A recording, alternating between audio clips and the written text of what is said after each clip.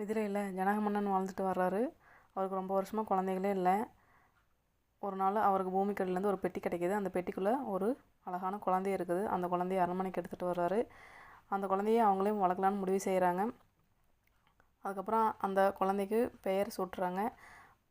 சீதான்னு சொல்லி பெயர் சூட்டுறாங்க. அந்த சீதான்னா என்ன பொருள்னா பூமாதேவி என்ற பொருள். அதுக்கப்புறம் என்ன ஆகுதுன்னா அவங்களுக்கு கொஞ்சம் அவங்க வளர்ந்துடுறாங்க. திருமண யோகம் வருது. அப்போது இவர் என்ன சொல்கிறாருன்னா, யார் வந்து சிவதனுசை எடுத்து முறியடிக்கிறாங்களோ அவங்களுக்கு தான் என் பொண்ணை கட்டி கொடுப்பேன் அப்படின்னு சொல்லி இவர் வந்து ஜனகன் சொல்கிறாரு. எல்லா ஊர்லேருந்தும் வர்றாங்க, அரசர்கள் வர்றாங்க, பங்கேற்கிறாங்க. யாருனாலையும் முடியல. ராவணனும் வர்றாரு. அந்த சிவதனுசை அவரால் எடுக்க முடியல, தோத்துட்டு போயிடுறாரு. கடைசியில் ராமன் வர்றார், அந்த சிவதனுசை எடுத்து முறியடிக்கிறார், சீதையை கல்யாணம் பண்ணுறார். இதுதான் சீதா கல்யாணம்.